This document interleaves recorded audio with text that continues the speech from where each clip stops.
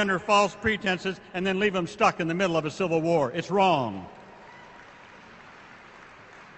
It's wrong to veto life-saving stem cell research and to slash funding for cancer research. It's wrong. It's wrong to block any increase in the minimum wage for 9 long years. It's wrong. And one more thing, I don't care what President Bush says. It's wrong to torture people. Period.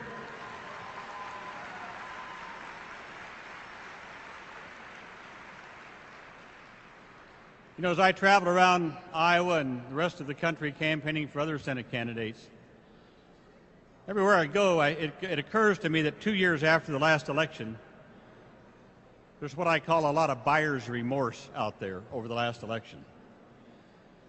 A lot of buyer's remorse. It's hard to find someone who didn't vote for John Kerry in the last election. But since they don't have a warranty and since we're stuck with Bush and Cheney for 2 more years, we darn well better provide some adult supervision for the next couple of years. And for us here in Iowa, that means 5 things.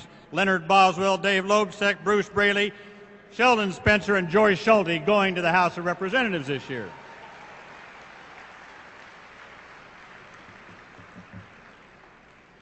Now, I heard this from Neil Smith the other day.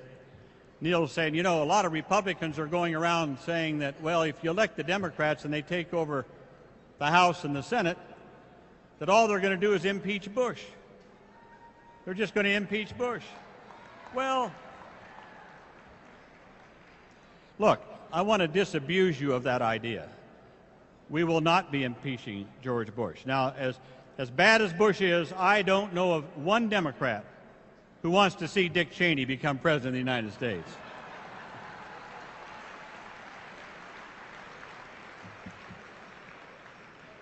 Our system, as President Clinton said, depends on a strong Congress, a Congress willing to check an out-of-control executive. Under the Constitution, the Congress is a co-equal, independent branch of government. You can look it up. It's in the Constitution. And if you can't find your copy of the Constitution, you can probably find a copy of it in the trash can right outside the Oval Office. You know, I didn't have this in my notes, but listening to President Clinton tonight, from Roosevelt on, it's the Democratic Party that has been the party of hope. And another reason we're going to win this year is because the politics of hope will always triumph over the politics of fear.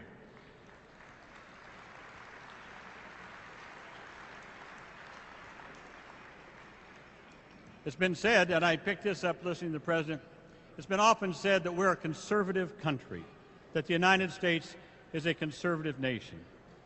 All right, I think we are a conservative nation, but the values that we want to conserve are progressive values. The values of tolerance and fairness, respect for honest dissent, care and concern for those less fortunate, especially the poor, the old, the sick, and people with disabilities. Those are our values.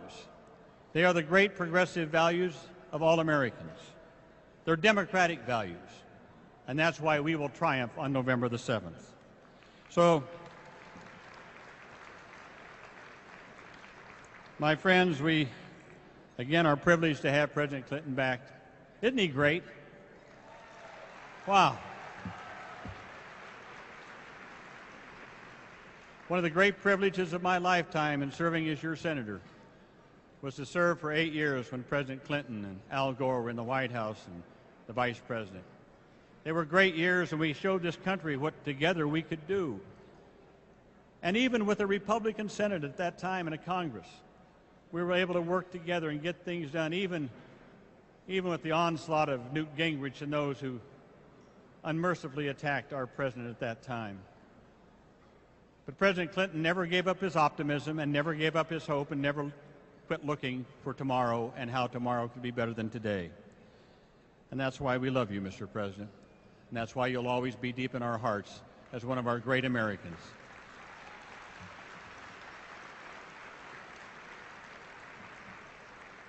Now, I see I see that President Bush is coming here next week for Leonard Boswell's opponent, Mr. Lamberti.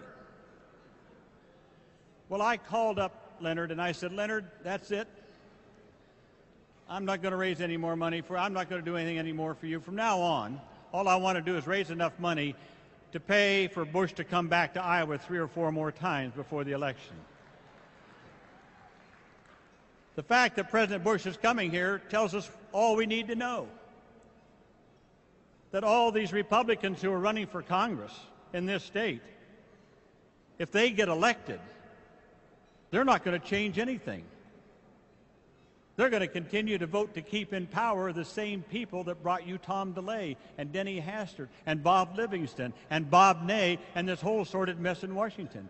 You want to change, you put Leonard Boswell back in the House of Representatives. That's what you want as a change. And so I want to bring him up here by saying this. Leonard Boswell and I have been up and down a lot of dusty gravel roads together in the last 30 years. And I remember a couple of years ago when I went to see Leonard in the hospital, and I'll tell you, he had a tough hit. He had a tough hit. But I saw in Leonard Boswell then what I saw when he first came home from the military. The same kind of courage, the same kind of grit, the same kind of determination that this great war hero won in Vietnam when he won 2 Distinguished Flying Crosses and 2 bronze medals in Vietnam. I saw that Leonard Boswell was not about to give up or give in to anything that hit him. And man, has he come back. His health is back. He's strong.